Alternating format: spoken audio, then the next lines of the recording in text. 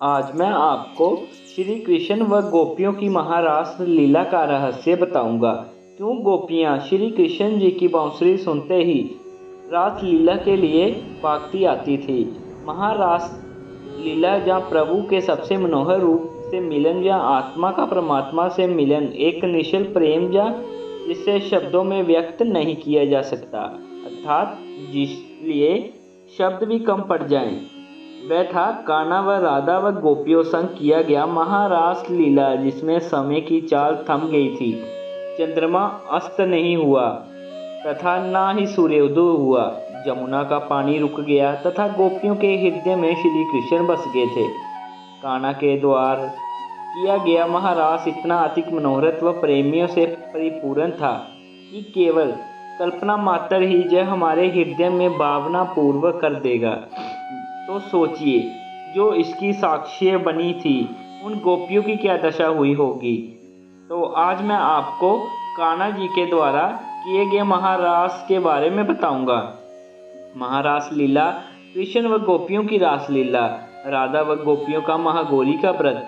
राधा व सभी गोपियों ने मिलकर महागौरी का व्रत किया था। इसमें वह गोपियां भी थी जिनका विवाह हो चुका है तथा वह भी जो अभी तक कुंवारी थी। महागौरी ने प्रसन्न होकर सभी को दर्शन दिए तथा उनसे पूछा कि वे क्या चाहती हैं।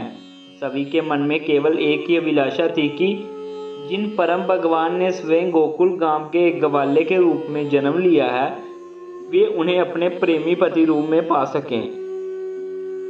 महागौरी ने सभी के हृदय की बात को जान लिया तथा आशीर्वाद दिया कि आज से 3 माह के पश्चात चैत्र मास के शुक्ल पक्ष की शरद पूर्णिमा की मनोहर रात्रि को उन्हें अपना मनवांछित वर की प्राप्ति होगी। यह कहकर महागौरी अंतर्ध्यान हो गई।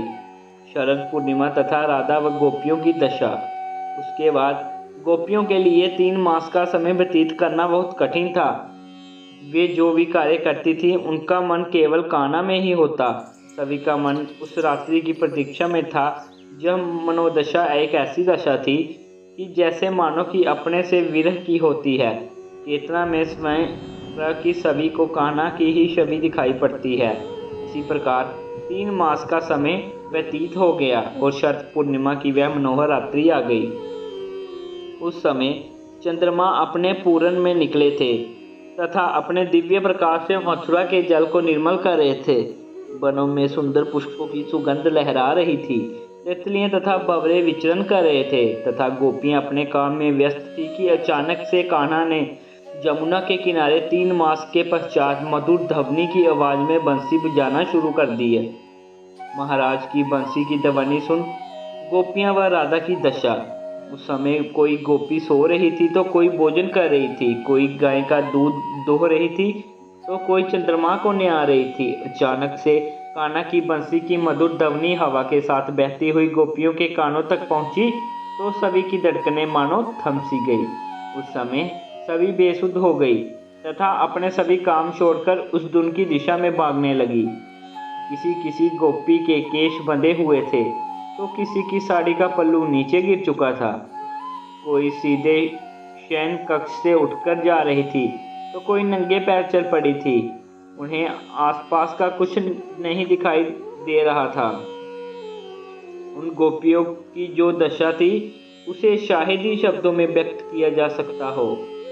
स्वयं राधा जी ने जब कान्हा की मुरली की धुन सुनी तो वह जमुना के किनारे नंगे पैर दौड़ पड़ी थी। उनके मार्ग में एक विशाला सर्प बैठा था, लेकिन राधा कान्हा के प्रेम में ऐसी खोई हुई थी कि उन्हें वह सर्प भी नहीं दिखाई पड़ा। वह केवल कान्हा की बंसी की दिशा में दौड़े जा रही थी। कृष्ण व गोपियों की महारास लीला।